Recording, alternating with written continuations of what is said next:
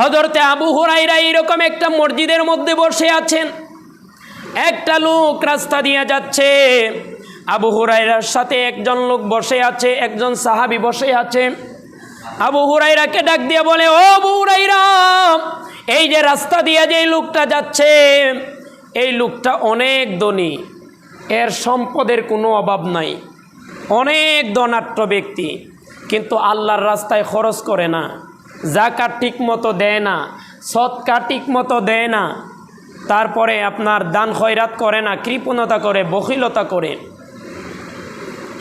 হযরতে আবু হুরায়রা ওই লোকটাকে ডাকলেন, রাস্তা দিয়ে যে লোকটা যাচ্ছে তাকে ডাকলেন, জিজ্ঞেস করলেন, তুমি কি পরিমাণ সম্পদের মালিক? বলে, আমি এত গুড়ার মালিক, এতটা খেজুরের বাগানের মালিক, আমি এতগুলা সম্পদের মালিক। তখন আবু হুরায়রা বললেন, ও নবীর সাহাবী, তুমি কিয়ামতের ময়দানে, হাসরের ময়দানে তুমি ওই উটের লাথি খাওয়া থেকে নিজেকে বাঁচাও। যেই উটগুলা তোমার আছে, এগুলা তোমাকে কষ্ট দিবে, তোমাকে কামড়াবে, তোমাকে লাথি মারবে, তোমাকে আঘাত করবে। বলে, কেন?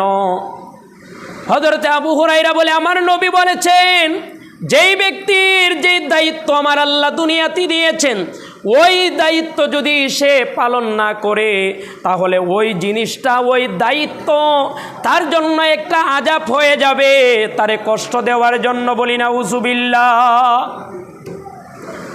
এদিকে মনোযোগ দেন, আপনারা কথা বলবেন না।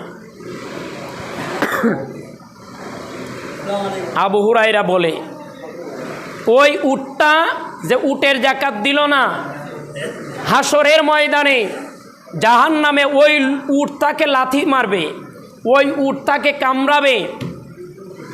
আমার নবী বলেন, যেই ব্যক্তির সম্পদ আছে, আমরা যারা কৃপণতা করি, সম্পদ দেই না আল্লাহর রাস্তায়, এই সম্পদগুলা সাফ হয়ে যাবে, এই সাপ তাকে দংশন করবে, দংশন করবে। আমার নবী বলে, রে দুনিয়ার মানুষেরা, এটা এমন ভয়ঙ্কর সাপ, ওই সাপটা যদি দুনিয়ার মধ্যে একটু নিঃশ্বাস ছাড়তো, তাহলে এই জমিনের মধ্যে কেউ আর বেঁচে থাকতো না। এই জমিনের কোনো গাছপালা, এই জমিনের মধ্যে আর কোনো গাছপালা জন্মাইতো না। এই সাপের বিষ এত বিষাক্ত, বলি নাউযুবিল্লাহ।